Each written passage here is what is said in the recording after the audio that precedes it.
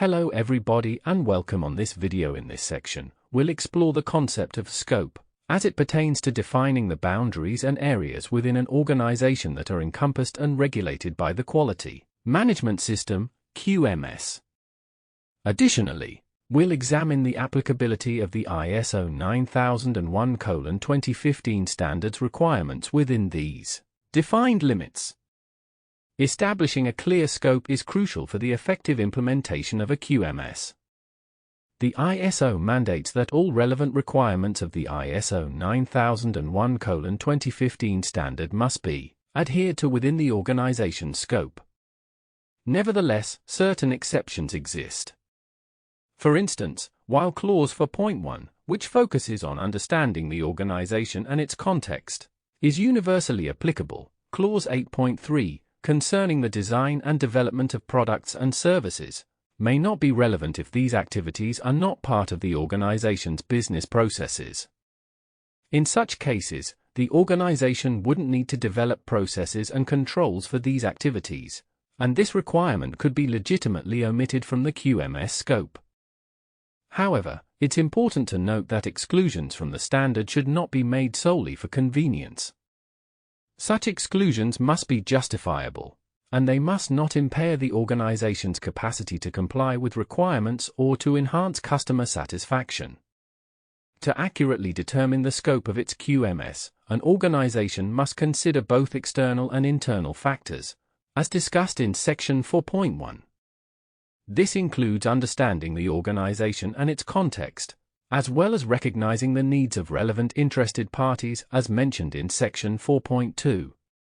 This information is essential for defining the QMS scope, as it helps determine the extent to which the QMS should cover processes addressing internal and external issues, including risks and opportunities, as well as stakeholder requirements. The scope of a QMS will vary among organizations, depending on numerous factors unique to each business's context. Armed with insights from implementing processes outlined in Sections 4.1 and 4.2, organizations are better positioned to delineate the boundaries of their QMS. The ISO 9001:2015 standard continually emphasizes understanding the context of the organization, a vital component in developing an effective QMS. Another aspect to consider while determining the QMS scope is the range of products and services offered by the organization. Decisions must be made regarding which products and services are included in the QMS scope, and whether this includes all or only a selection. Organizations should ask critical questions to accurately define their QMS scope. Which areas should fall under the QMS? Should all products and services be included, or only certain ones? Are departments like finance and HR required to adhere to the QMS, or is it limited to operations and production? Ideally, the broader the QMS coverage, encompassing as much of the organization and its offerings as possible, the better. However, this decision must align with the organization's best interests. The ISO 9001:2015 standard requires that the QMS scope be documented, accessible, and clearly delineate the system's boundaries.